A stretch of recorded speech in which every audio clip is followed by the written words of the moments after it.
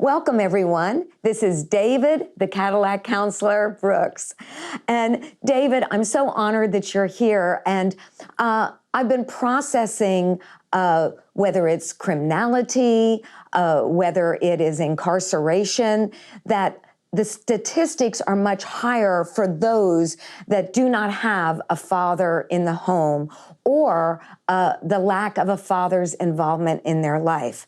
So as a criminologist and as a counselor, what would you say about fatherhood?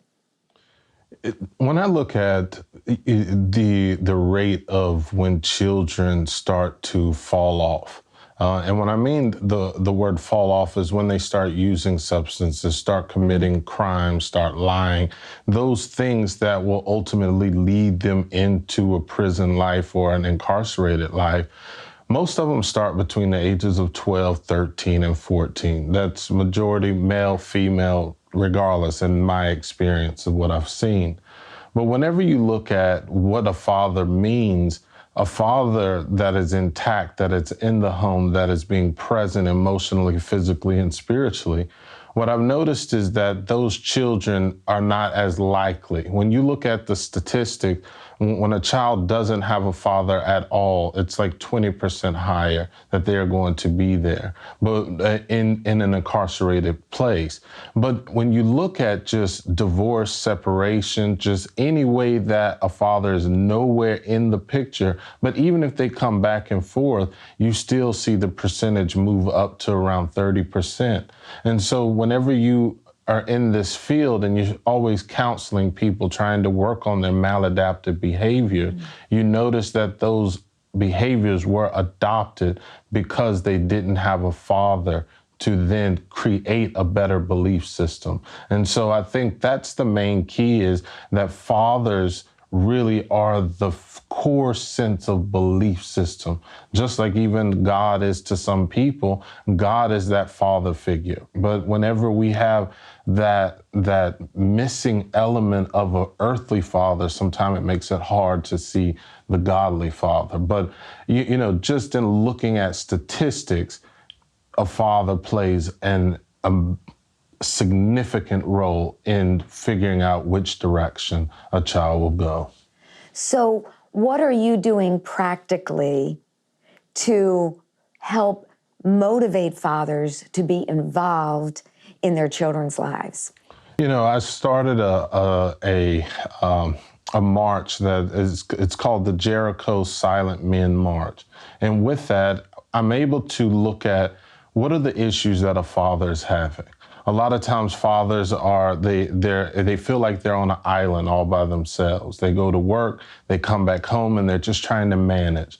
And some fathers, they want to be fathers, but they don't know how. They have no examples. They're doing it the best that they can. They look at someone and this is what a father does, but a lot of times they try it, but they don't know how to keep going. And so then they lose heart and then they stop. There's so many times that I've seen children who tell me stories of their father was coming to pick them up, and they packed their bags and they would sit out on the window stoop or on the porch and look out and wait and wait. And their mother would say, just put your bags back in your room. And that's a feeling that hurts for me. And so with that men's march, we want to look at not just systemic issues, but we want to look at what can we do? And we're going to look at what are some issues. We're going to help them get mentorship. We're going to help them find a place that they can give back or take their child to, that they can be that father with other men helping them. But then we're going to look at the health aspect, get them health checks, you know, get them into looking for housing. If they don't have housing, we're going to have people that can help people with housing.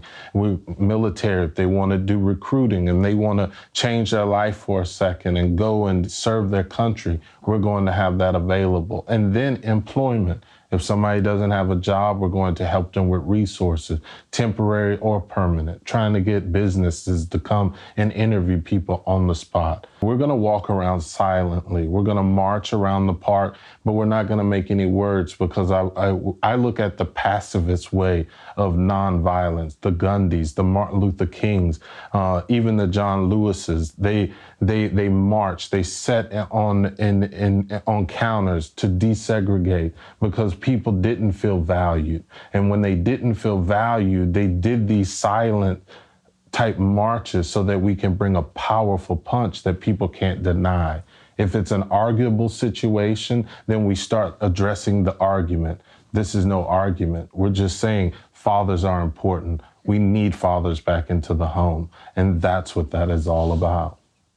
That is so beautiful. Talk about solution-driven opportunities to help heal and restore.